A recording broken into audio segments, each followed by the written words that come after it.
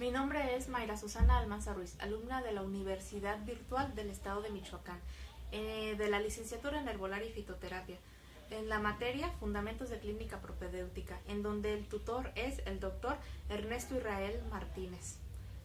En este video vamos a abordar las generalidades de la exploración física, en donde vamos a explicar en qué consiste la inspección, la percusión, la palpación y la auscultación. Vamos a dar un breve bosquejo de la exploración física general y por sistemas. Vamos a iniciar hablando de lo que es la inspección. La inspección es uno de los aspectos más importantes que tiene el médico y es una de las responsabilidades fundamentales para cuando va a realizar una exploración física, dado que es muy importante empiece a analizar al paciente desde que va entrando al consultorio.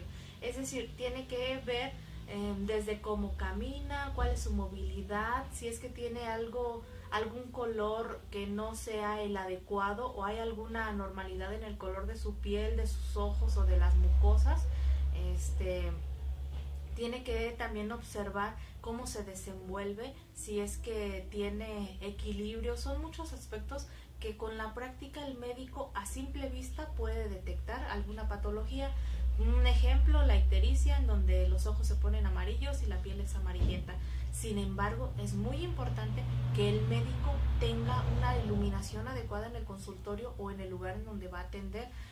Si no tiene una iluminación adecuada, puede omitir ciertas características que son significativas para un correcto diagnóstico de la salud del paciente. La inspección es la apreciación con la vista de las características del cuerpo en su superficie externa y de algunas de las cavidades o conductos accesibles por su amplia comunicación exterior. Tanto en la inspección directa o indirecta como en la mediata e instrumental, el método de ejecución se realiza en todo momento. Desde que se ve al paciente entrar al consultorio o al área en donde se le va a realizar la inspección, ya se tiene que estar observando al mismo, para así estar checando el aspecto, la simetría, el color, la forma, el tamaño y su movilidad.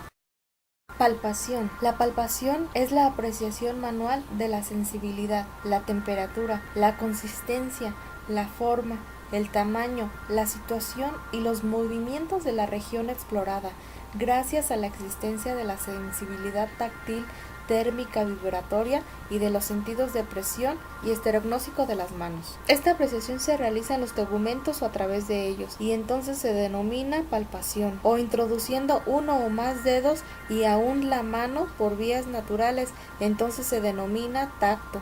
Por ejemplo, el tacto rectal y el tacto vaginal. La palpación de los tegumentos se practica con la mano desnuda, salvo las posibilidades de contaminación. En caso de que pudiese existir la contaminación, se utilizarán guantes de goma.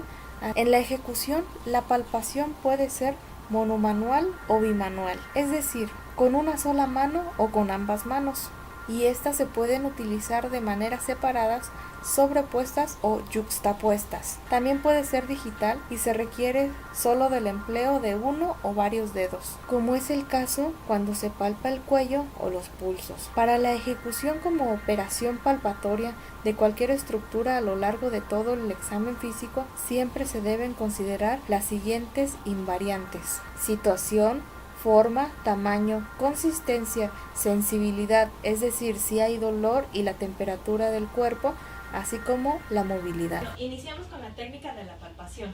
Utilizamos nuestras manos para palpar con delicadeza a través de su cuerpo. Esta técnica nos va a brindar muchísima información. Hay que recordar que la palpación y la inspección se realizan de manera simultánea, ya que debemos de ir tocando y además de ir observando cualquier anomalía que pudiéramos encontrar.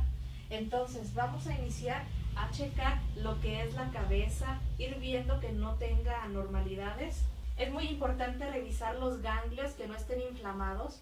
Podemos checar también aquí lo que es la glándula tiroides y estoy checando cualquier anomalía. En el caso de las mujeres se puede también realizar la palpación en las mamas, bueno, y en los hombres también, para detectar que no hay algún tipo de inflamación, algún quiste o algo anormal. Al momento de revisar también el estómago, vamos a realizarlo de manera superficial y luego vamos a ir ejerciendo más fuerza para detectar cualquier anomalía.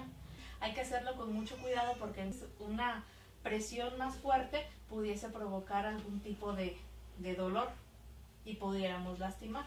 Técnica de percusión. La percusión puede ser practicada golpeando la superficie externa del cuerpo con las manos desnudas o valiéndose de un instrumento especial llamado martillo percutor. La percusión consiste en la apreciación por el oído de los fenómenos acústicos, generalmente ruidos que se originan cuando se golpea la superficie externa del cuerpo. En la percusión digital, el dedo que percute golpea directamente sobre la superficie de la zona explorada. Se puede practicar sobre el cráneo, algunos huesos, sobre los músculos, buscando contracciones anómalas, mientras que la digital, el dedo percutor golpea sobre otro dedo interpuesto, situado sobre la superficie que se percute. Esta es la que más se utiliza en la práctica, por originar el ruido de percusión más puro. La puñopercusión se caracteriza por percutirse con el borde cubital de la mano cerrada o puño, generalmente sobre el dorso de una mano interpuesta. Se practica sobre todo en la región lumbar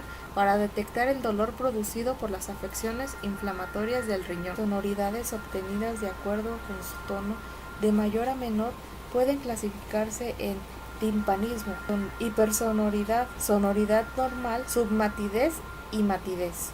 Para la percusión hay algo muy importante que se debe de mencionar. La persona tiene que estar con las uñas de los dedos muy recortadas, porque de lo contrario puede lastimar al paciente al momento de dar el golpeteo. Vamos a poner la mano de esta manera en el cuerpo del paciente. Los dedos deben de estar abiertos y vamos a golpear para escuchar el sonido. Si se fijan, el movimiento de la muñeca tiene que ser flexible, ya que no podemos hacer esto con un brazo porque podríamos lastimar y se pierde la eficacia de lo que es en sí la percusión, porque no estaríamos escuchando el sonido que desearíamos para tener algún tipo de diagnóstico. Entonces, así, esta es la manera adecuada. Hay que mencionar que muy importante que si no tenemos la flexibilidad de hacerlo, empecemos a practicar sobre algunas superficies blandas con el fin de obtener la flexibilidad que necesitamos en nuestra muñeca para percutir. Percutir es dar golpes que producen sonidos audibles y vibracionales. Se realiza de esta manera.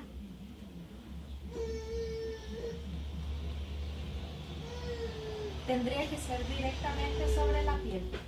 Tipos de sonidos a la percusión: tenemos el sonoro o resonante al percutir un pulmón normal,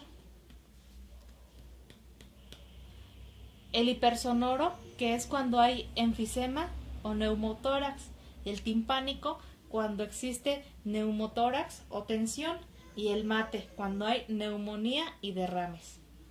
Entonces, como ya lo explicamos, la manera correcta de percutir es esta. Me hace falta un poquito de práctica en el movimiento de mi muñeca, pero poco a poco esa práctica se adquiere. Por último tenemos la auscultación.